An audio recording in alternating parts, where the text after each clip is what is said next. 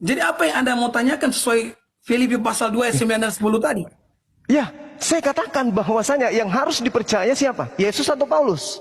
Lagi-lagi Bang Zuma berdebat sengit dengan pendeta yang satu ini.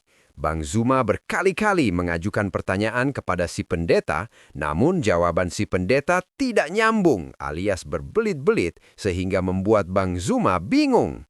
Si pendeta ini malah tertawa, entah apa yang lucu. Hahaha. Dan tanpa basa-basi, mari kita simak videonya sampai selesai. Oke, dengarkan saya baik-baik ya. Iya, Sama-sama silakan. kita keluar. Ini yang ini banyak sekali salah kaprah. Silakan. Walaupun Silakan, saya silakan. tahu Pak Suma, sebenarnya ini Pak Suma sementara mengalihkan saya dari kata Tuhan. Tapi saya tidak akan kemana-mana. Tapi saya akan jawab pertanyaan. Bukan. Tunggu. Ya. Saya tanggapi dulu. Tolong, sampai sekarang ini kita sudah hampir 30 menit. Pak Pendeta belum mampu menjadikan Tuhan itu menjadi Tuhan. Kecuali hanya mendoktrin dan mendogma dengan Filipi 2 tadi kan? Saya tidak mendoktrin Anda. Benar tidak? Bagaimana Anda? Pak, dengarkan saya. Ya, silakan. Dengarkan saya. Ya, silakan. Andai saja Anda menarasikan dengan sangat jelas bahwa Tuhan di sana adalah pencipta langit dan bumi, bagaimana dengan keadaan Anda ketika dikatakan 2 Yohanes 1 nomor 7, Pak? Anda di mana di situ posisinya? Oke, Coba. Pak ya. Begini kan. Iya. Tadi kan Bapak ngomong. Saya ingin mematahkan Tuhan yang Anda anggap Tuhan itu dengan 2 Yohanes 1 nomor 7. Saya ingin dengar dari mulut Pak Pendeta. Silakan. Jadi Pak Suma ini sebenarnya mau tanya yang mana? Paulus dan Yesus mana yang lebih firman dengan Saya ingin membuktikan bahwa Pak Pendeta tidak mampu menjadikan Tuhan sang Tuhan tadi.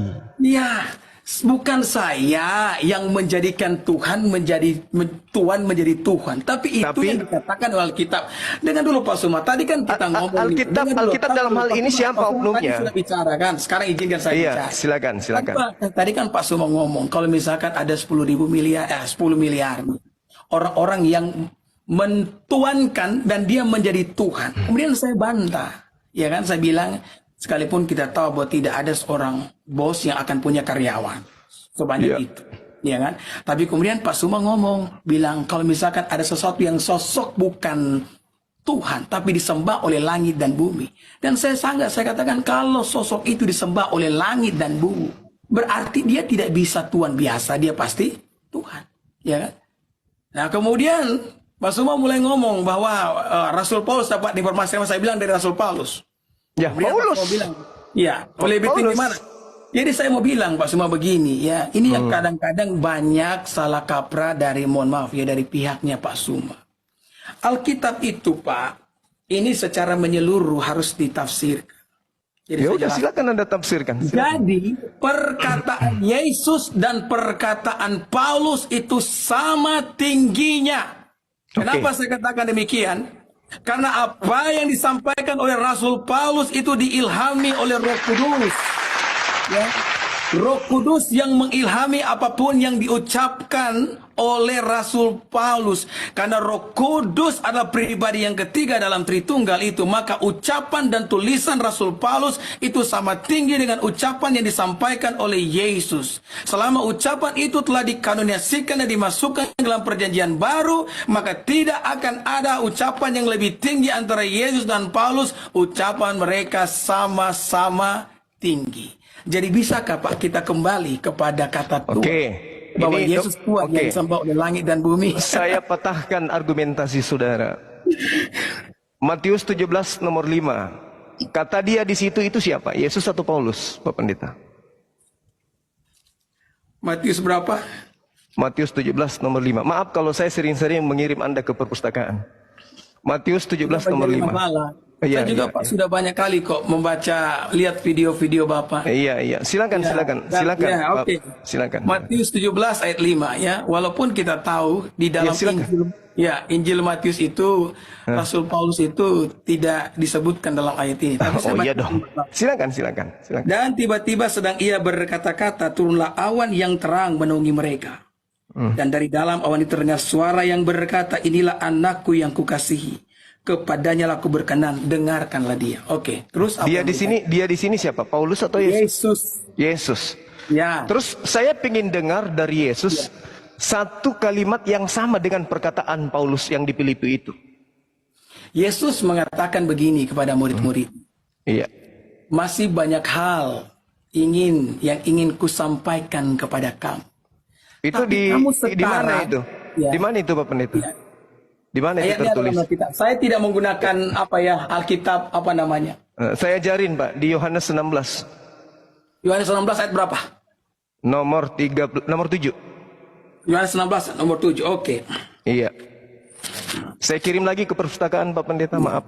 Tidak apa-apa Pak Suma. Ya, kalau saya tahu memang Pak Suma ini banyak sekali menghafal Alkitab, tapi memang Alkitab itu bukan cuma dihafal, Pak.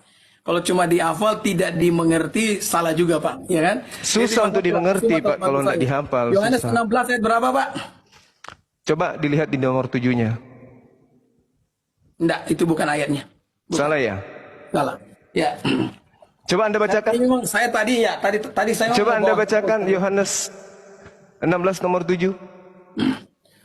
Enggak, itu bukan juga. Boleh dibacakan? Namun benar yang kau katakan kepadamu adalah lebih benar berguna bagimu jika aku pergi, sebab jikalau aku tidak pergi, penghibur tidak akan datang kepadamu. Bukan. Jadi Bukan, ada ya? ayat yang Yesus katakan nanti Pak, saya akan apa ya? Ada kalimat di mana Yesus mengatakan kepada murid-muridnya, dan ini di sini kan juga banyak orang Kristen yang nonton dan semua mereka pasti tahu dengan ayat ini, ya. Sekalipun saya belum bisa menunjukkan ayatnya di mana. Jadi Yesus pernah ngomong nih kepada murid-muridnya, dia katakan masih banyak hal yang ingin kusampaikan kepadamu, tapi kamu belum dapat menanggungnya. Maka aku akan mengirimkan Roh Kudus, penghibur itu akan kukirimkan kepadamu, ya, dan dia akan menuntun kamu kepada seluruh kebenaran. Makanya Pak Suma, sekali lagi saya mau sampaikan, perkataan Paulus itu sama tinggi dengan perkataan Yesus Kristus. Maka Itu ilmunya- perkataan mereka tunggu. tidak bisa kita bilang Yesus lebih tinggi. Sekalipun mungkin ayat yang Pak Suma tunjukkan di mana Alkitab mengatakan dengarkanlah dia. Itu sesuai dengan satu konteks di mana Yesus disebut sebagai anak Allah dan orang-orang harus mendengarkan dia. Seperti yang saya katakan tadi malam sama Pak Suma kan. Saya katakan waktu Pak Suma mengatakan bahwa Yesus datang bukan atas kehendaknya sendiri. Yesus menyatakan itu untuk menunjukkan kepada para pendengarnya bahwa dia dan Bapa itu adalah satu.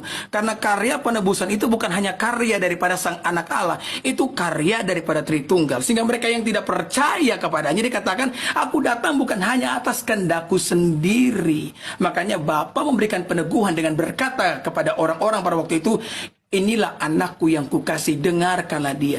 Jadi kalau kita baca Alkitab itu harus dengan konteks Pak Suma. Tidak boleh mengeluarkan itu dari konteks, ya. Yang Pak Pendeta, bicara saya Alkitab. dalam Iya, hal jadi ini Pak Suma, saya dalam hal ini bukan mau belajar sama Pak Pendeta, bukan. Justru saya yang banyak mengajarkan di sini, kurasa. Jadi gini, selesaikan dulu PR-nya. Bagaimana Anda bisa menjadikan Tuhan ini menjadi Tuhan? Itu aja dulu poinnya.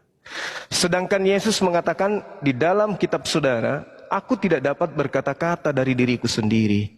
Apa yang aku katakan adalah apa yang diperintahkan untuk aku katakan dan aku